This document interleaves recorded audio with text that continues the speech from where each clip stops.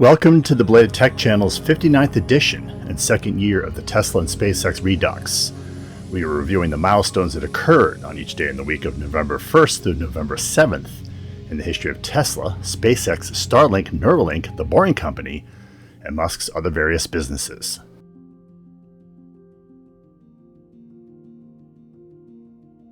November 1st, 2015, Bob Lutz, former vice chairman of General Motors and Chrysler, wrote near this date in Road and Track, quote, "Tesla's showing all the signs of a company in trouble, bleeding cash, securitized assets, and mounting inventory. It's the trifecta of doom for any automaker, and anyone paying attention probably saw this coming a mile away. Like most big puzzles, the company's woes don't just have one source." Lutz would later predict Tesla would go bankrupt. In 2008, Lutz was heard saying, quote, "The electrification of the automobile is inevitable." And in 2017, he wrote an article for Automotive News predicting that EVs would cause an upheaval within the car manufacturing industry, lead to a sharp reduction in dealerships, and result in an eventual ban on human driving of vehicles for transport. Predictions that all seem to have come to pass or will come to pass. Lutz's career, other than an embarrassing failed 4-year stint at Exide, has had a sterling luster not enjoyed by many other automotive executives. But regardless of all the accolades, chairmanships, and board seats, he appears to have been quite wrong about Tesla.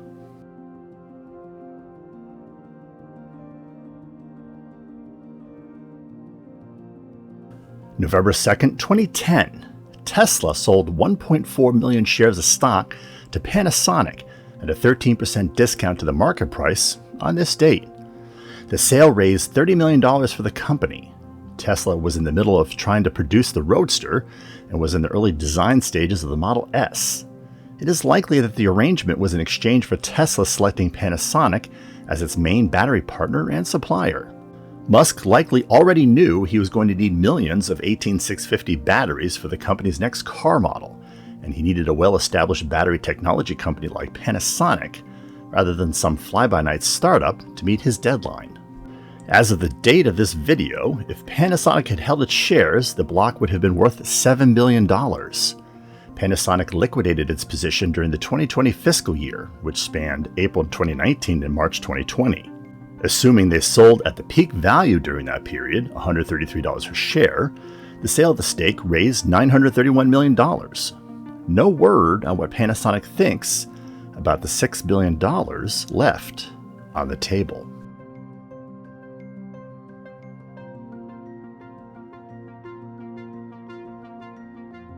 November 3rd, 2008. Tesla's board of directors approved $40 million in convertible debt financing to stave off bankruptcy on this date. Although the board approved the deal, the documents for the financing round weren't signed until late December, putting Tesla in a perilous situation. The company was struggling with the drivetrains of Roadsters, and its cash was locked up in inventory it couldn't deliver. The company didn't go public until 2010, halfway through its Roadster delivery period, and 2 years before Model S sedans began shipping. Musk ruminated on the close call during a Q&A at the Paris-Sorbonne University in December of 2015. He said, quote, "Even then, we only narrowly survived. We actually closed the financing round on Christmas Eve of 2008. It was the last hour of the last day that it was possible.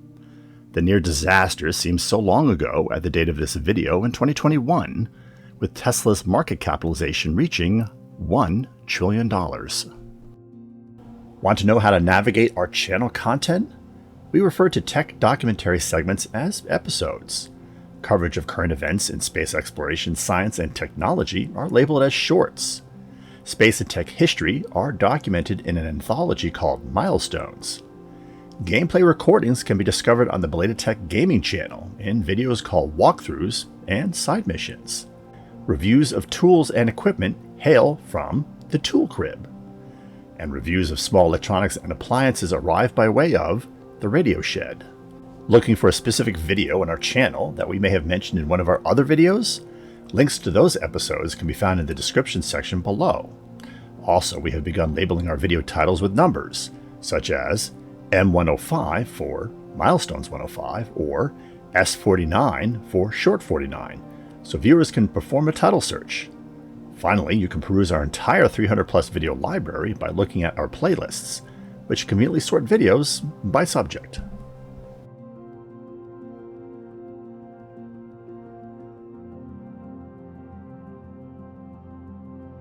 November 4th, 2016.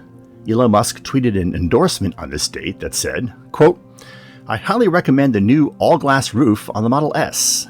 This was very hard to develop, but it makes the interior feel amazing." In response, a Twitter user asked, quote, "How does the glass roof fare in rollover testing? Does it shatter completely?" Musk responded to this by tweeting, quote, "Excellent safety and rollover. 5-star. That was what took so long to develop." In fact, Tesla cars have always been awarded 5-star safety ratings. Occupant safety has been as important to the company as is battery life and driving range. Tesla has received a lot of shade for body panel gaps and build quality, as well as the expense of making repairs for cars involved in accidents or fixing problems in early production models. While that certainly matters when it comes to the customer experience, it certainly matters more that people survive crashes. Kudos to Tesla for keeping things real.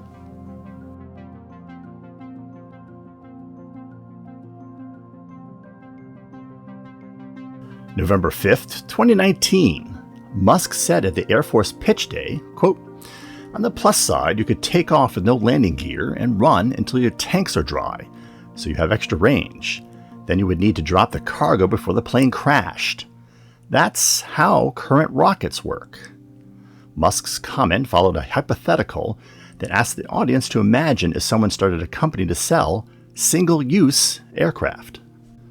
Musk's comments came during a conversation with Lieutenant General John Thompson, then commander of the U.S. Space and Missile Systems Center in Los Angeles. After the laughs from the audience, Musk said the space industry's most significant challenge is its need for a, quote, "fully rapidly reusable orbital rocket. This is the Holy Grail." SpaceX was designing its Starship spacecraft and Super Heavy rocket to be fully reusable because, quote, "a giant reusable craft costs much less than a small expendable craft." Starship's design goal was to lift 150 tons of passengers and/or cargo to orbit at a cost of $2 million per flight. This cost was, quote, "much less than even a tiny rocket." There is no public data on how much each flight of a prototype Starship from Starbase in Texas is currently costing the company. Have you agreed with our choices, or do you think there are other events in space and tech history that are better? Go ahead and share with us by dropping a comment below. If you have suggestions for a space and tech milestone, let us know. We'll credit events we pick for future videos to those viewers that post them. We hope you have been enjoying our content. Have we earned your subscription to our channel? If yes, and you have not taken the opportunity to subscribe, please take a moment to do so now and click the bell notification icon so you don't miss upcoming videos. We want to continue delivering great content to you. You can always unsubscribe, and subscribing is free.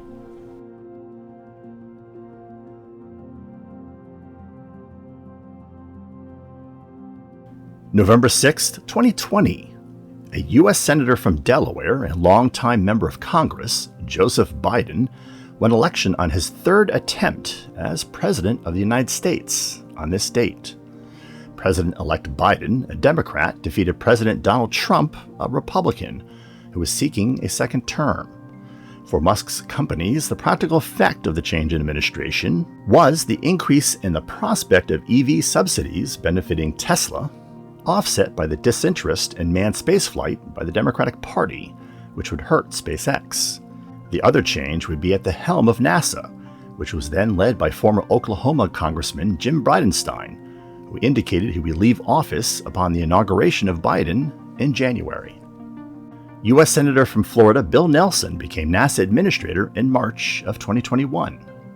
Nelson has generally straddled the political interests of both parties, pushing both unmanned exploration and climate change spending, as requested by the Democratic Party, and manned exploration, as requested by the Republican Party.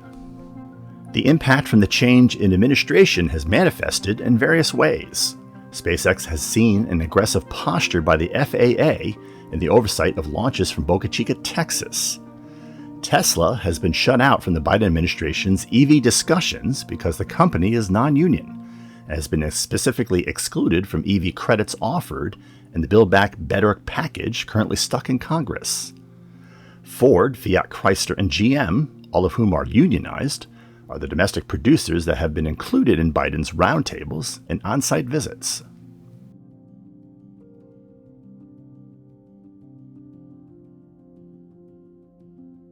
November 7th, 2018. Musk tweeted on this date, quote, "Mod to SpaceX tech tree build. Falcon 9 second stage will be upgraded to be like a mini BFR ship." The SpaceX CEO did not offer any further explanation. The implication was that the company still hoped to reuse Falcon 9's second stages by giving it re-entry heat tiles and a glide ability similar to that of a Starship. Recovering Falcon's upper stage would be a difficult task, requiring significant modifications to the rocket that would reduce the maximum payload, making it less attractive to customers. SpaceX eventually decided that it would probably make no sense to recover the second stage, given the aforementioned reason, as well as the relatively low second stage cost, only about 20% of the Falcon 9 price. Unless SpaceX encounters insurmountable problems during the development of Starship, which is meant to eventually replace both Falcons and Dragons over time, the company will probably never develop a reusable second stage.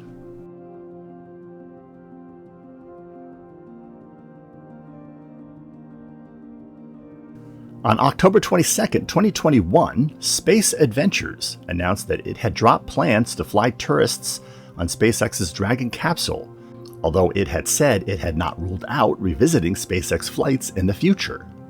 The company had announced in February of 2020 that it had signed a contract with SpaceX for a Crew Dragon mission that would not go to the International Space Station. Instead, the spacecraft, with 4 customers on board, would, during 2022, lift to an orbit twice as high as the ISS, staying there for 5 days before returning. Space Adventures' reservation expired before it could sell the 4 seats. As of October 2021, the only commercial flight on a Dragon has been the Inspiration 4 mission. Space Adventures has been flying a series of private astronauts to the ISS since 2001 on Soyuz missions, taking advantage of open seats that were available. Roscosmos has not sold a commercial seat since 2009, however, so Space Adventures was hoping to buy seats from SpaceX instead.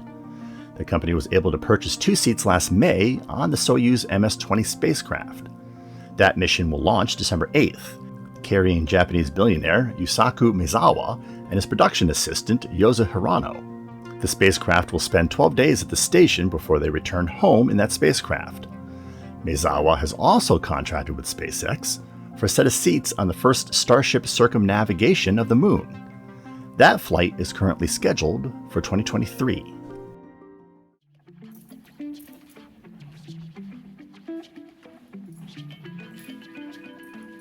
We hope you enjoyed this 59th episode of Bladertech's Tesla and SpaceX Redux. If so, click that like button.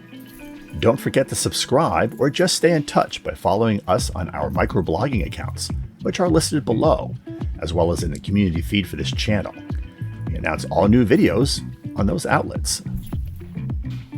Stay connected by occasionally checking our Instagram feed and Minds page, where we post content from our upcoming episodes and from episodes past that you may have missed, and where we cover current news and events related to channel content.